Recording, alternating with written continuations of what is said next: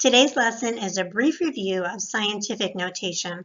So scientific notation is when you have a coefficient times 10 raised to a power, and the coefficient has to be greater than or equal to 1, but less than 10.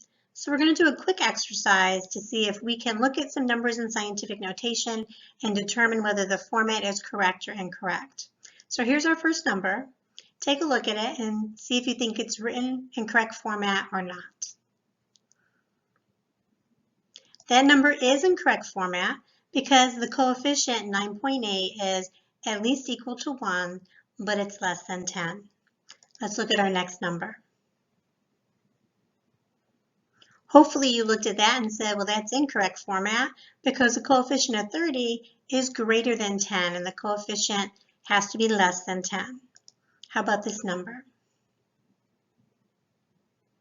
That one is written correctly because our coefficient of 1.45 is at least equal to 1 but less than 10.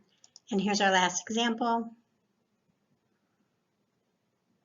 And that one is incorrect format because that coefficient of 0.012 is less than 1 and our coefficient has to be at least equal to 1. So if you look at the ones that are written correctly, we can see that there's only one digit to the left of the decimal point.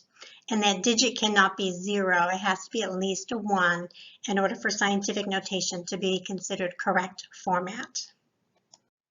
Now, an important skill we need to be able to do is to take a number that's in scientific notation and convert it into standard form. And many times students will ask, well, do I move the decimal point to the left? When do I move the decimal point to the right?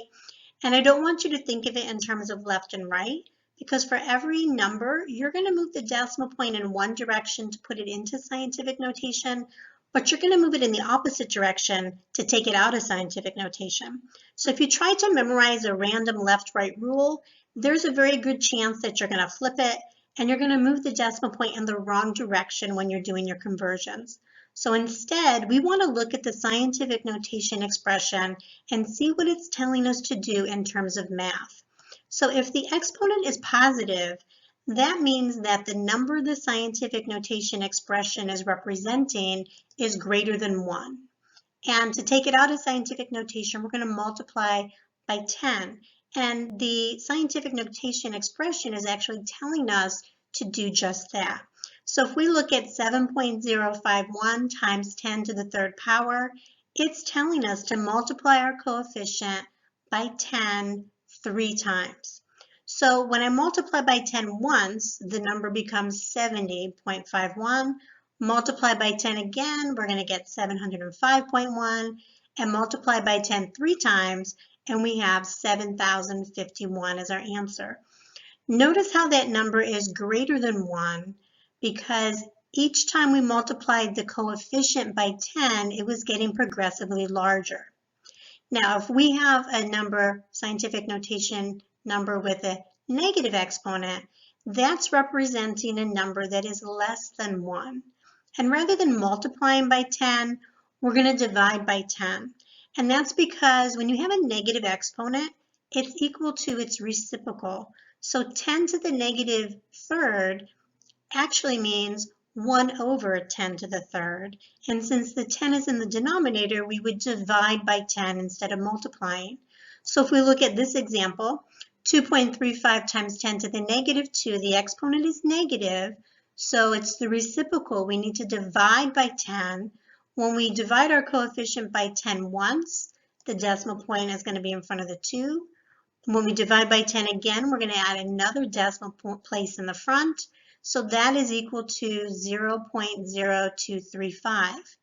Notice how our answer is less than 1 because our coefficient becomes progressively smaller each time we divide by 10.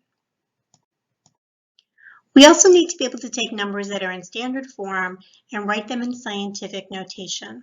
So if we take a look at this number, we can see that that's less than 1. So of our two categories up at the top, this is going to fall under negative exponent because negative exponents represent numbers less than 1.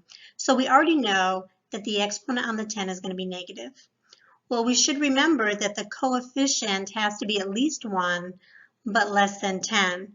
And the number we have written as it is right now is less than 1. So we're going to need to move the decimal point behind the first non-zero digit.